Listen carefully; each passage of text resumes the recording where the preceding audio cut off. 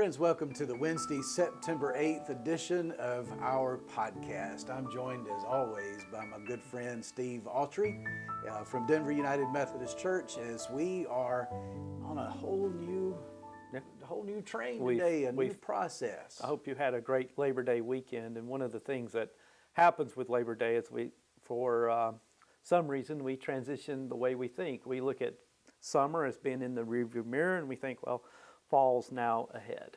And as such, we're excited, and I am really excited about a new sermon series that's going to be beginning at Denver and Huntersville this week on the fascinating stories that we find in Luke chapter 15. And Steve, today, it makes me think maybe we should share with the folks, there's a lot of thought and a lot of work that goes into this from the staff at Denver and the staff at Huntersville. And right. Where does this idea come from, and how do you see it being a blessing in your life as I do see it in mine? And you're talking about the idea of doing the work together? Doing the work together. One is, I just really like you, Paul, I need to be around you, and you're my inspiration and all of that. Obi-Wan kind of. Yeah, right, all that. No, I think it's this idea. If you remember when we did this together a while back, part of it was your fault. Because we actually got feedback from people in both congregations that they enjoyed it.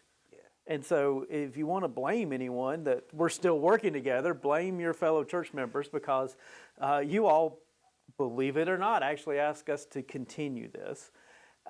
And what we found, though, and to get a little more serious, is that we need each other in the life of the church, and that we can be better together than we can ever be apart. It's not a new line of thinking. No. That's not a brilliant statement, but it's the simple truth. So in United Methodism, we have this long-running thing in which we talk about being connected, or we're connectionalism. And I think sometimes we fail to live that out. We say it, but we maybe fail to live that out as much as it should be. But I sense in our connectionalism, in our United Methodist system, when we do stay connected, we are better. Mm-hmm. For us, it means that I get the benefit of being in conversation with Steve, who helps me grow and helps challenge me and helps me learn from a whole different perspective than I would normally bring. It also allows our staffs to work together. Right. Man, we have some awesome people we get to work with, and for them to be exposed to each other, to be able to share their resources, their gifts, their talents, it's really proven to be beneficial. And video production's time intensive, and it is something that requires a lot of work. And so by doing this together, we can help each other out. We can share resources, we can share facilities, we can share in what it costs, what it takes, and cost, I mean by the energy it takes to do this week in and week out. So as we've just come off this extended sermon series on the Gospel according to the Holy Spirit, the Acts of the Apostles, it provided us an opportunity to think about the fall. And as people are coming back into schools, typically falling back into a different pattern of life, as getting to quote more of a normal schedule rather than summer, it really has been the last few weeks us being able to put our heads together to think collectively, how can we communicate what God was doing in this sermon series on Acts, and make it much more personal now? I see it so that we're really making a real shift here in what we're trying to communicate. Yeah, and it's also a different way of studying the Bible. We took the entirety of the summer to look at a large section. 28 large, long chapters. Right. And that's one way. So you can pick up the Bible and you can read it. You can read a book at a time. However you want to do it, you can cover a lot of ground. Or you can take a deep dive into just a verse or two. And so we're going to be looking at one chapter. Just one chapter. And we're going to spend 7 weeks on one chapter. On one chapter. And I'm really excited about that. Steve, it was your idea to do that. I'm going to give you all the credit or the blame, whatever it turns out to be. That's how it goes. So what was stirring in your spirit when you kind of proposed this idea and we were eager to accept? Well, initially my thought was to go from one book to studying one story would be interesting to show and learn how different types of Bible study work. But and of course, the most famous story I think Jesus tells is the story of the prodigal son. But as I really thought through it, prayed through it, dug into it a little bit, it's like, that story doesn't need to be taken out of the context of chapter 15 of Luke, which is actually, the prodigal son is the third of three stories about who God is. And we're going to be looking at the entirety of Luke chapter 15. Right.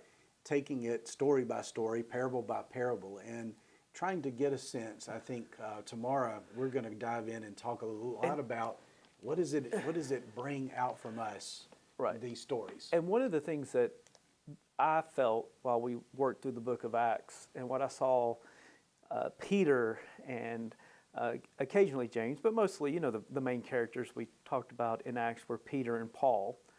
Most of what they were trying to do was help people understand who God is. And a lot of what their work was about was correcting an erroneous understanding of who God was. And so they found themselves constantly fighting against the religious establishment, saying, more or less, you've got it wrong about who you think God is. This is who God really is. It's God revealed in the person of Jesus Christ, God as Jesus Christ, a God who's close to you in the Holy Spirit. And the Pharisees and Sadducees and all the rest, they had a hard time hearing that.